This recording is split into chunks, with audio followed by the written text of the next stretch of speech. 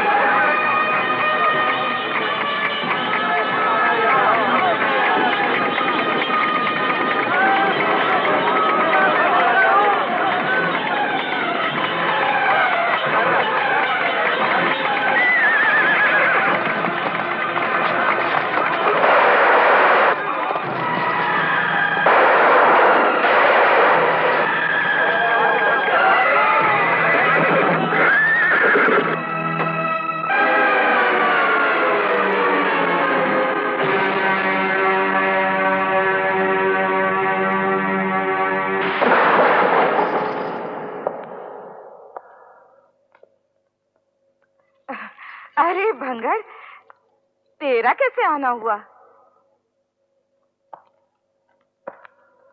चंदन गुरु ने तेरी लौंडिया को बुलाया है मुजरा करने के लिए। भंगर, उस बेचारी की तो तबीयत खराब है, वो कल भी मुजरे पर नहीं बैठी। चंदन गुरु से कहना कि फिर कभी आकर मुजरा कर जाएगी। बीमार है, मरी तो नहीं। गेंडी सुन, गुरु की बात तो टाली नहीं जा सकती। तेरी लौंडिया को चलना तो पड़ेगा ही। मैं तुम्हारे चंदन गुरु की कोई रखेल नहीं कि जब उसका जी चाहे मुझे बुला ले।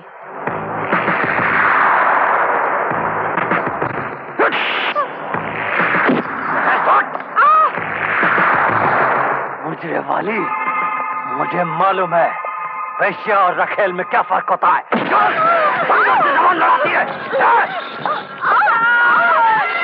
अरे नासपीटे हरामखोर, अरे मेरी लौंडिया को उठा लिए जा रहा है। टके टके का धंधा करती है और भंगड़ से जबान लड़ाती है, सबको बांटती है और हमें मना करती है। आज सारे मोहल्ले को कतार में नहीं खड़ा करवा दिया तो मेरे नाम का कुत्ता पाल लेना। अरे हरामखोर, अरे नासपीटे, ले जा रहा है मेरी लौंडिया को, कोई बचाओ। अरे सरेआम मेरी इज्जत लिए जा रहा है, कोई बचाओ मेरी लौंडिया को। अरे कहाँ गए मोहल्ले के मर्द लोग? सिर्फ लौंडिया बाजी के लिए रह गए क्या? अब तो ये इक्का बहादुरपुर की गली में ही रुकेगा। तुम क्या देखते हो? कोई बचाओ, कोई बचाओ। मर्दानगी दिखाने का वक्त है तो पिछल्ला दिखाने लगे, कोई बचाओ।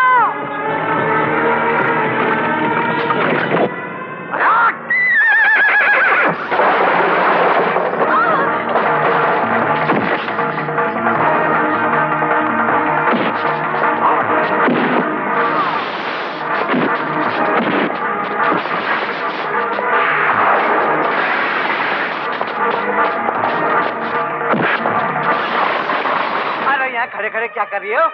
भाईजान का साथ देने नहीं जाओगे? जब भाईजान अकेले ही हथौड़े की चोट कर रहे हैं तो मेरी जाने की क्या जरूरत है? जब बात भाईजान के बस में नहीं रहेगी फिर हम जाएंगे।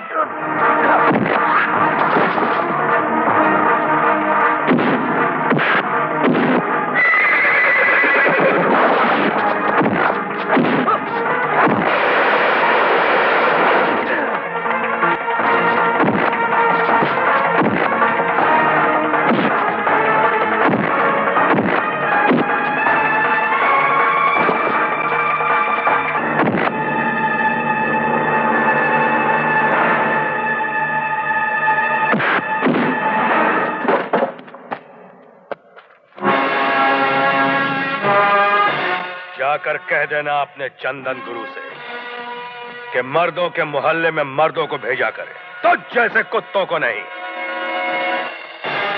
तेरा हशर ही ऐलान है चंदन के लिए कि रूपा पालतू जानवरों की बलि चढ़ाकर भूमि को लाल नहीं करेगा।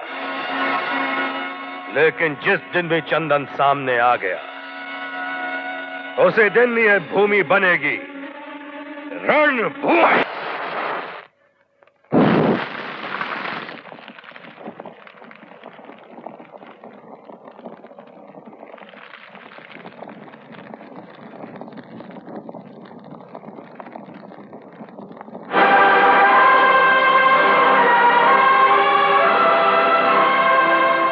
चंदन गुरु का कहना है कि पिछले दिनों जब हम लोग रेलगाड़ी से माल उतार रहे थे तो उसकी लगातार पुलिस में मुखबरी होती रही, और उनका कहना है कि हो ना हो मुखबर हम लोगों में से कोई एक है।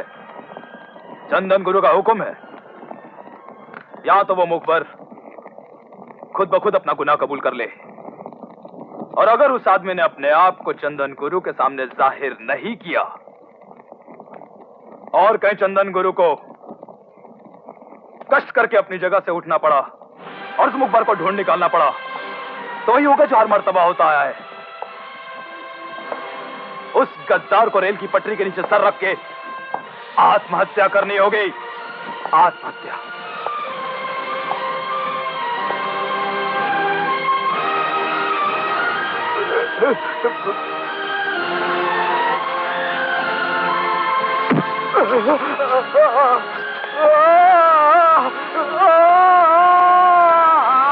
कल तक इसकी लाश रेल की पटरी पर मिल जाएगी। जब तक चंदन गुरु जिंदा है, इसके परिवार वालों को 2500 रुपए महीना मिलते रहना चाहिए।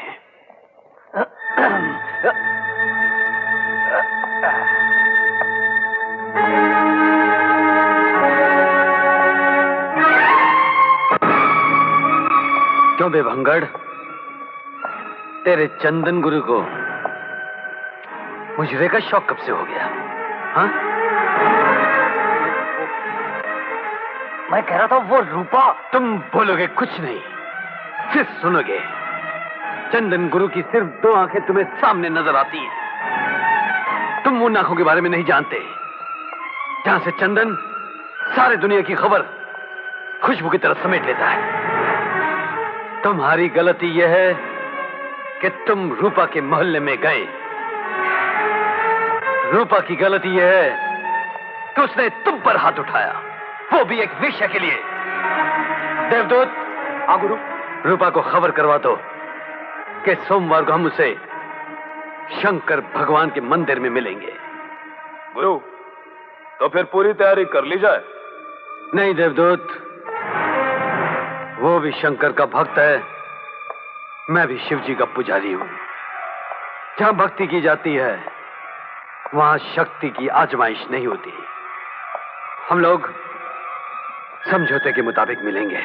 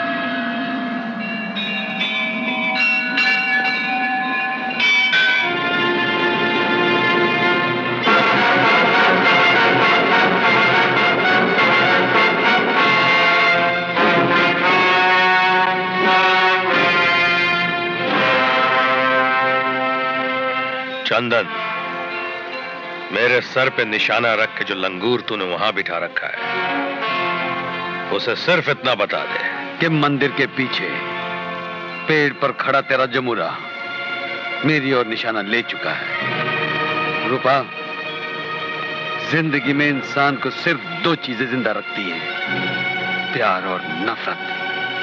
और मुझे तेरी नफरत ने जिंदा रखा है, वरना मुझे जिंदगी में और कोई दिलचस्पी बाकी नहीं है। तूने ठीक कहा, मेरी नफरत ही तेरी मौत है, क्योंकि मैं वक्त की कमान से निकला हुआ वो तीर हूं जिसे अपने निशाने पे पहुंचने में सिर्फ एक पल लगेगा। ये मौत का खेल तो तेरे साथ हम खेलेंगे ही, लेकिन इस पवित्र स्थान पर नहीं। यहां खून से नहीं, तुझसे पूजा की जाती है। शंकर भगवान के भक्त तो हम भी हैं, इसलिए यहां तेरा गंदा खून बहाकर इस जगह को अपवित्र नहीं करना चाहता। लेकिन यहां के बाद जब भी कभी तेरा मेरा सामना होगा चंदन, उस दिन के बाद दूसरे दिन का सूरज तुझे देखना नसीब नहीं होगा। अब बोल, यहां बुलाने का सबब? चंदन गुरु का कहना है कि चुप है, चंदन गुरु के चमचे मुंह बंद रख। बिन पूछ के पालतू कुत्ते, तू होगा अपने चंदन गुरु की अदालत का पेशकार, लेकिन हम दो दुश्मनों की अदालत के गुनहगार भी हम खुद हैं, और फैसला करने वाले जज भी हम खुद। रूपा, तूने एक तवाइफ के लिए भंगड़ पर हाथ उठाया, इसका अंजाम जानता है? जो दूसरों का अंजाम अपने हाथों से देते हैं, उन्हें अब मैं भी त्रिपुरारी की कसम खाकर कहता हूं कि आज के बाद तेरा कोई भी आदमी भूले से भी मेरे मोहल्ले में आया तो आएगा वो अपने पैरों पे और जाएगा अर्थी पे। चलो।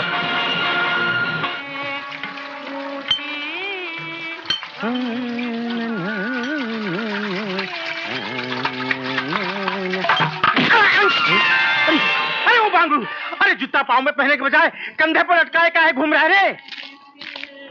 नया जूता है, पाँव में पहनेंगे तो गंदे हो जाएंगे भैया। सो हमने सोचा कि पाँव धूल में जाए या कीचड़ में सने, जूता तो हमारे डंडे के अटारी पर ही रहेगा। हाँ। अरे तोहरे अटारी का जूता का अटारी की तरह हमरे मुंह पर पड़ा है, समझे हो? तो भैया माफी दे दो जूते को, और साथ में हमें, मालिक तो हम ही है ना इसके। हाँ, बड़ा ताजा माल आज यहाँ बन रहा है। भैया काम करो, 2 रुपया का जलेबी और 1 रुपया का दूध दे दो, पेट में बड़ा हड़कंप मचा है। दूध जलेबी का सेवन यहाँ खूब सवेरे होता है भैया। चुपचाप नमकीन ले लो और शराब का ठेका पर जाए के गरबा तरी कर ले। हाँ। अरे राम राम राम राम भैया, नशा, नारी और पत्ता, इससे हमारा कोई वास्ता नहीं है। नहीं। अरे तो फिर यहाँ काहे के लिए आए हो भैया? भैया हम जौनपुर के रहने वाले भोलानाथ, हमारी अम्मा ने हमें 500 रुपए दिया, 500 रुपए, और कहा बेटा किसी नेक काम में लगा देना, और जब तक ये 500 रुपया नेक काम में नहीं लगा देते हम वापस नहीं लौटने वाले।